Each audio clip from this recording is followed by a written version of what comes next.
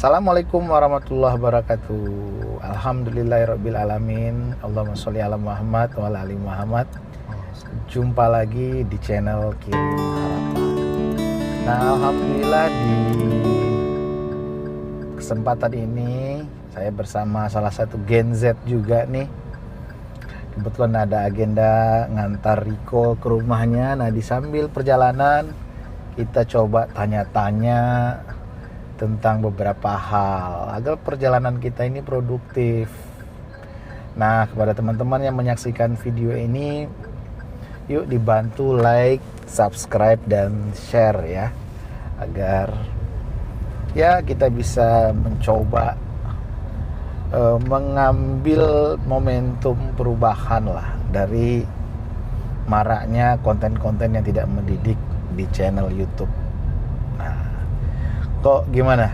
Kamu nonton debat nggak kemarin? Ustaz, seru banget kemarin juga. Lihat di sosmed ada klip-klipnya, makin penasaran gitu sama debatnya.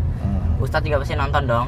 Ya, Okay. Ustadz nonton, dan Ustadz nggak hanya menonton, tapi juga menunggu. Tidak hanya menunggu, tapi menunggu dengan tidak sabar, Okay. serta juga mempersiapkan untuk menonton debat. Kamu bisa bayangin menonton debat ini, Ustadz kan suka bola nih kok, Iya. sangat suka bola. Tapi menonton debat ini sama kayak final Liga Champions, Menantang banget gitu ya. menantang banget, penuh Ibarat roller penasaran. coaster ya, ada naik turunnya gitu. Iya. Lihat capres-capresnya itu faktor Iya, debat. iya. Nah, artinya tapi suasana itu juga terjadi pada masyarakat Indonesia pada umumnya kok. Iya. Karena sekarang Pilpres ini itu nggak kayak dulu ya.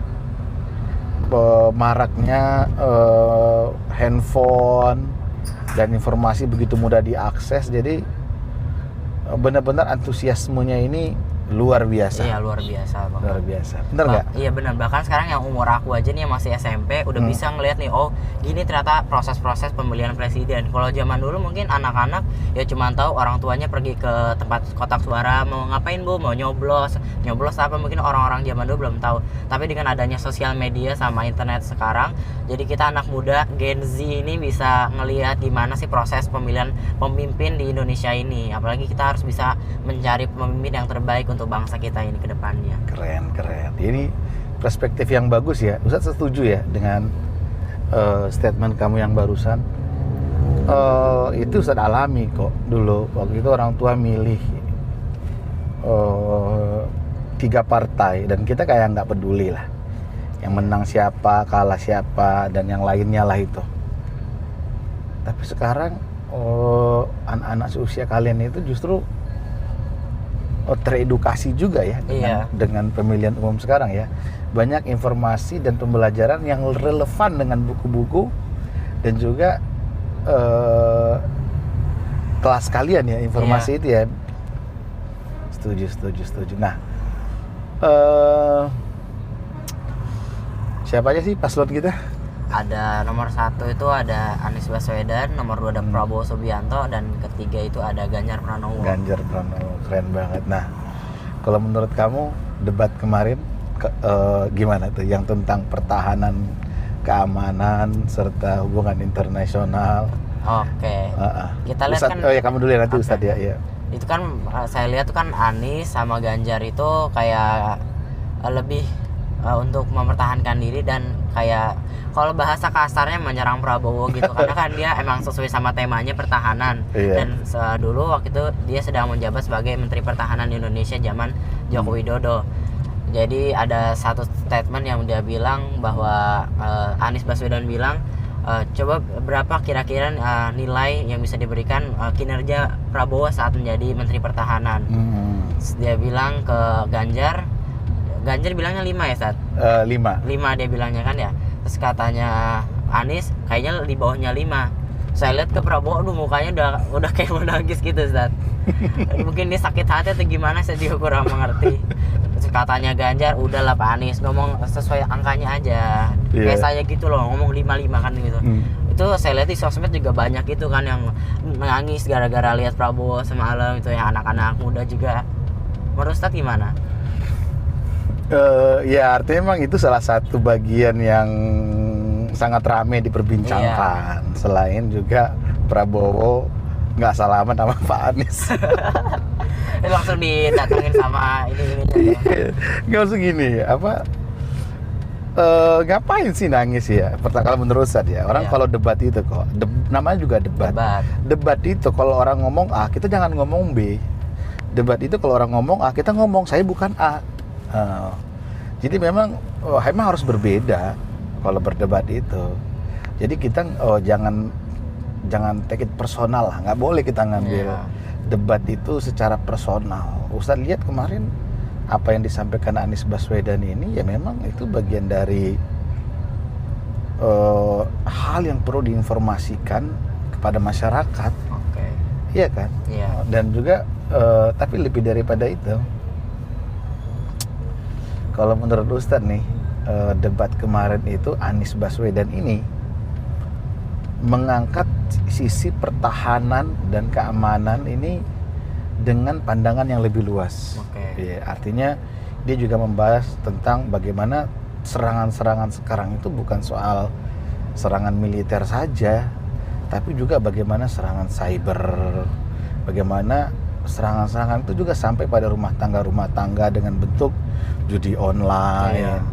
Marak sekali itu ya. Iya, dalam bentuk pinjaman online, dalam bentuk pornografi, itu juga bagian dari serangan untuk merusak loh generasi kita, apalagi generasi, masih muda. iya jangka Apalagi panjang. generasi Islami kan orang Barat juga kan suka itu gimana caranya bisa bikin Islam itu pada lemah-lemah. Nah itu mereka nyerangnya dari generasi mudanya Iya, ya. dan apa itu perlu yang paling sangat diwaspadai justru kan. Iya. Emang dia terlihat tidak konflik langsung ya, tapi justru itu merusaknya itu daya rusaknya itu jangka panjang. Karena kan generasi yang dirusak itu Turun-temurun ya jadinya. turun-temurun dampaknya itu. Nah, Anies Baswedan itu mengangkat itu dari sisi itu. Nah, kalau Prabowo mengangkat sisi pertahanan keamanan itu lebih kepada memang bukan bentrok ya, tapi lebih pada kesiapan militer tentang persenjataan untuk perang gitu loh. Nah itu, dan Pak Ganjar itu mengangkat isu pertahanan keamanan ini lebih kepada apa? Sisi persenjataan gitu. Sisi persenjataan dan juga strategi-strategi. Jadi memang ini mereka menggunakan lensa masing-masing gitu loh. Jadi sebenarnya itu nggak boleh membahas itu secara personal. Yang bener Ustaz lihat ada tuh yang viral nangis-nangis. Ngapain nangis-nangis? Emang begitu kan, debat itu kan adu argumen ya. Malah serunya di situ ya. Iya, jadi itu yang kita tangis itu calon presiden loh. Yang bakal jadi pemimpin kita dan uangnya tuh banyak. Mending nangisin diri sendiri. Di mana rumah kamu? Ini masih yang ini. Perumahan Jati Permai 1. Masuk sini, Iya. Nah, terus apalagi nih yang kamu lihat fakta-fakta dari debat kemarin itu? Mungkin waktu itu juga ya, saat waktu debat cawapres yang ada Gibran, ada Caimin. Jangan kita bahas yang capres juga. Nah, bagi kamu gimana? Menurut kamu Pak Prabowo itu emang gimana menurut kamu? Secara sudut pandang aku ya. Iya. Aku dia kayaknya dia pengen banget mungkin jadi presiden. Nah, saat udah 3 kali kan mencalonkan itu ya, dari tahun 2014 ya. Zaman. Ya, artinya iya dia udah banyak sih nyalon dari mulai wakil presiden, capres sampai hat-trick nih tahun ini kan dia. Pantang menyerah banget, kayak ambisinya buat jadi presiden gede banget itu. Gitu ya menurut kamu ya. Iya, tapi kayak orang-orang juga ngelihatnya agak gimana gitu ya mungkin ya. Ya kalau menurut Ustaz nih Pak Prabowo ya. Sebenarnya saya juga respect sih sama Pak Prabowo itu. Hanya agak respect, agak kasihan justru sekarang kan. Tapi di belakangnya itu ada Gibran gitu loh. Ada Gibran. Dan itu membuat Ustaz tuh melihat kurang pas gitu ya. Kurang pas karena dia muncul tuh di tengah sesuatu yang nggak prosedural gitu. Udah nyampe saat kita. Mana? Ini rumah saya. Oh gitu. Jadi ngobrol aja lah, nggak apa-apa. Kita muter dulu aja, cari muter. Udah sampai rumah kamu. Udah. Tapi secara umum debat pilpres kali ini kok menurut Ustaz banyak mengedukasi kita. Ustaz sendiri aja banyak sekali dapat pelajaran, ilmu pengetahuan baru dari debat-debat ini. Karena mereka memang sudah mempersiapkan untuk memberikan informasi pada kita. Nah, yang paling menonjol menurut kamu gimana kok? Paling menonjol Anies mungkin ya, Seth. Anies, Aku juga ya? setuju sama Anies karena orang rumah juga Oh iya, pro Anies. orang rumah pro Anies. Iya, Ya? pro Anies. Terus suka dengar ayah saya, oh Anies gini kerjaannya Jakarta jadi gimana. Ya tapi juga kemarin sempat dengar sama saudara juga yang tinggal di Jakarta. Tapi Anies tuh katanya gini. Ada kerjaan di Menteng yang ininya kurang bener gitu. Jadi ya tapi aku lihat dari debat kemarin emang dia mendominasi gitu. Saat keren saya mau ngomongnya dia. Ya, artinya gini, kalau melihat tentu adalah nggak ada pekerjaan yang sempurna mungkin, Iya. ya. Tetap ada. Hanya memang kalau Kurang. melihat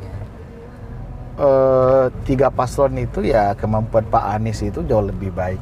Sekarang itu kan dia punya program kampanye yang sangat luar biasa, namanya Desak Anies. Desak Anies. Desak Anies itu dimana dia terjun ke masyarakat dan dia belanja masalah. Artinya dia pengen tahu masalah yang ada di provinsi ini apa sih, Jadi dia bertemu dari semua kalangan, dari mulai petani, nelayan, mahasiswa, dan dari situ dia bisa memiliki banyak sekali referensi bagaimana membangun Indonesia ini Jadi langsung terjun ke lapangannya gitu ya, Seth. menjadi lebih baik gitu loh. Dan itu dia juga sedang mengirim pesan dari situ bahwa kalian bisa kritik saya gimana pun kok, dan kalian akan tetap safe, ya kan? Kamu ngomong apa aja tentang saya di acara Desak Anies itu, dan itu keren banget sih kalau menurut Ustadz. Nah, hal yang menarik dari debat kemarin juga terkonfirmasi ya di mana? Di Twitter. Di Twitter X sekarang ya, Seth. X, Ganti nama ya. dia. Adalah potongan klip yang wajah Prabowo itu terlihat kayak bersimpati, mengundang simpati. Iya. Mengundang simpati yang melihatnya. Kayak menangis gitulah ya, Seth. Kayak menangis, apalagi ketika ada pertanyaan terkait skor. Berapa skor Mas Ganjar. berapa skor Kemenhan, skor pertahanan kita gitu kan? Oke, iya. Nanya Dijawab. ke Ganjar itu ya.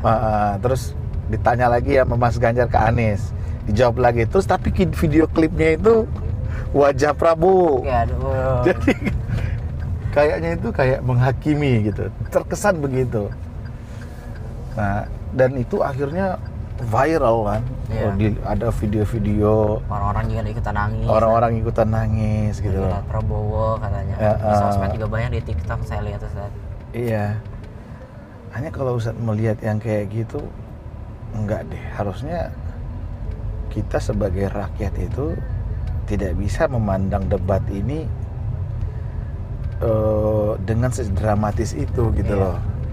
Karena apalagi bicara tentang pertahanan dan keamanan. Penting gitu ya, Seth, bagi negara ya, apalagi kita. Iya, penting bagi negara, keamanan dan pertahanan negara ini kan, itu sesuatu yang sakral. Itu Prabowo sendiri loh bilang. Jadi kata sakral itu sangat tinggi dan megah kata-kata itu. Sakral gitu. Iya. Maka kok kita bisa menilainya itu dari sudut pandang yang sangat sederhana. Prabowo kayak merasa dizalimi gitu. Belum berlebihan itu ya. Ya berlebihan, setuju Ustadz dengan statement itu. Justru itu harusnya ketika pertanyaan-pertanyaan itu hadir di debat itu, ya Prabowo menjawabnya itu dengan meyakinkan. Karena pertama itu bagian dia kan. Iya, dia yang melakukan sendiri. Dia menterinya. Dia sudah hampir 5 tahun menjabat. Dan dia ditanya sesuatu yang sebenarnya sudah jadi makanan di hari-hari. Ya, itu justru bisa meningkatkan elektabilitasnya di hadapan masyarakat yang sedang nonton. Tapi dia tidak bisa ngomong itu gitu loh. Dia tidak mengambil momentum itu untuk mendapatkan spotlight dari masyarakat, gitu kan. Justru dia dilihat tuh terasa dikasihani. Yang terlihat tuh jadi Anies Baswedan dan Ganjar ini menyerang. substantifnya nggak dapet. Kita harus bisa merubah itu. Apalagi kita juga memilih calon presiden gitu loh. Bukan main-main ya Ustadz ya. Bukan main-main, dia akan memimpin jumlah manusia hampir 250 juta orang. Ya kan? Iya. Dan dia harus bisa terlihat meyakinkan kita di debat itu. Tapi dia tidak bisa meyakinkan kita di debat itu loh. Nah, justru malah kita yang ngasihanin. Iya. Gimana itu? Terus yang ngasihanin kita siapa? Siapa dong?